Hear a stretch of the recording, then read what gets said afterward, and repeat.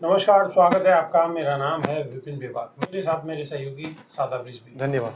गुजरात के अहमदाबाद में साबरमती नदी के तट पर कांग्रेस के 2 दिवसीय अधिवेशन के दूसरे दिन कांग्रेस नेता राहुल गांधी ने फिर जाति जनगणना का मुद्दा उठाया।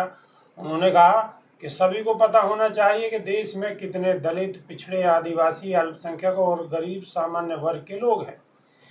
ये भी पता लगाना चाहिए कि देश में किसकी कितनी भागीदारी है। इससे पहले पार्टी अध्यक्ष मल्लिकार्जुन खड़गे ने प्रधानमंत्री नरेंद्र मोदी और उनकी सरकार पर कई आरोप लगाए। खड़गे ने देश में ईवीएम के बजाय बैलेट पेपर से चुनाव कराने की अपील करते हुए कहा कि बीजेपी ने महाराष्ट्र का चुनाव फर्जीवाड़ा करके जीता। खड़गे ने कहा कि प्रधानमंत्री नरेंद्र मोदी देश को बेच देंगे। देश की अर्थव्यवस्था में एकाधिकार लादा जा रहा है और सार्वजनिक संपत्तियों को निजी हाथों में सौंपा जा रहा है। नरेंद्र मोदी के नेतृत्व वाली सरकार में सत्ताधारी पार्टी संविधान पर लगातार चोट पर चोट कर रही है। कांग्रेस अधिवेशन में राहुल गांधी ने कहा है कि देश में जाति जनगणना होनी चाहिए। उन्होंने कहा है कि तेलंगाना में हमने एक क्रांतिकारी कदम उठाया है और वो जातिगत जनगणना है। इससे पहले मैंने संसद में भी नरेंद्र मोदी से कहा था कि देश में जातिगत जनगणना होनी चाहिए। सभी को पता होना चाहिए कि देश में कितने दलित, पिछड़े, आदिवासी, अल्पसंख्यक और गरीब और सामान्य वर्ग के लोग हैं। इसके अलावा हमें ये भी पता लगाना चाहिए कि देश में किसकी कितनी भागीदारी है।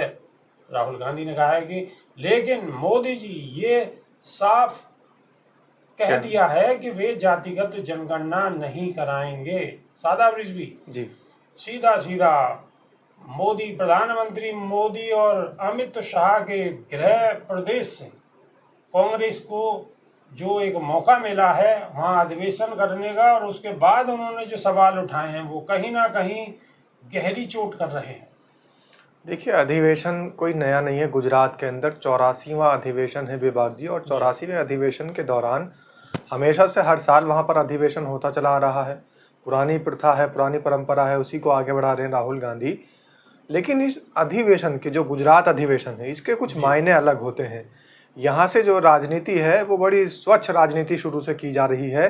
इस देश के अंदर जो विकास का मॉडल दिया गया है, तो कहीं ना कहीं वो गुजरात का अधिवेशन होता था। वहाँ पर बड़े जो नेता होते थे वो तय करते थे। जितने भी कांग्रेस के अध्यक्ष रहे हैं, चाहे वो दादा भाई नौरोजी रहे हों, चाहे वो महात्मा गांधी रहे हों, उसी समय से यहाँ पर अधिवेशन चला आ रहा है। अब इस अधिवेशन के अंदर ये सवाल उठना कि जातिगत जनगणना जरूरी है इस देश के अंदर, ये भी बहुत अहम सवाल है। क्योंकि जब तक हमें ये नहीं पता लगेगा कि आखिर कौन सी जाति के लोग कितने हैं, कितनी संख्या में हैं, तो फिर उनको सुविधाएं मुहैया कराई जाएगी। तो जातिगत जनगणना से आखिर सरकार जो बच रही है, तो कहीं ना कहीं तो कुछ ना कुछ काला है दाल में। और सरकार को तो साथ में विपक्ष के ये कह देना चाहिए था कि हाँ, जातिगत जनगणना के लिए हम एक मॉडल तैयार कर रहे हैं और जातिगत जनगणना इस देश में होगी, और जो जाति के आधार पर फिर उनको उसकी सुविधाएं मुहैया कराई जाएगी। लेकिन सरकार बच रही है, तो सरकार की जो इसके अंदर कहीं ना कहीं हिटलरशाही नजर आ रही है कि एक ही एकाधिकार जो कहा है, राहुल गांधी ने एक शब्द का प्रयोग किया, एकाधिकार। तो जो एक ही व्यक्ति को एकाधिकार दिया जा रहा है, जो एक ही व्यक्ति को सारी के सारे बिजनेस के और सारे व्यवसाय के जिम्मेदारियां सौंपी जा रही हैं, जिम्मे उसको दिए जा रहे हैं, तो ये सारा कुछ ये बता रहा है कि देश के अंदर जो गरीब और अमीर की खाई है वो और ज़्यादा बढ़ती चली जा रही है। और इस वजह से अमीर और ज़्यादा अमीर हो रहे हैं, गरीब और ज़्यादा गरीब हो रहे हैं। तो राहुल गांधी ने और मल्लिकार्जुन खड़गे ने जो ये सवाल उठाया है कि इस देश के अंदर जातिगत जनगणना होनी बहुत ज़रूरी है, साथ ही उन्होंने ये सवाल दूसरा उठाया है कि इस देश के अंदर नरेंद्र मोदी एक अधिकार की बात करते हैं, तो वो भी साफ नज़र आ रहा है लोगों को। एक परिवार है, एक व्यवसायी है, एक उद्योगपति है, सिर्फ उसी को बढ़ावा दिया जा रहा है।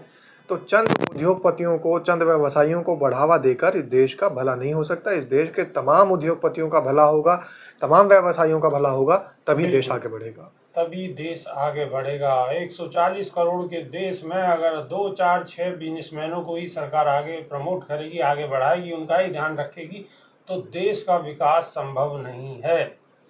इस बारे में आपकी क्या राय है, कमेंट के माध्यम से अवश्य बताएं। अभी के लिए सिर्फ इतना ही। नई वीडियो में फिर रूबरू होंगे। बहुत बहुत शुक्रिया। नमस्कार। धन्यवाद।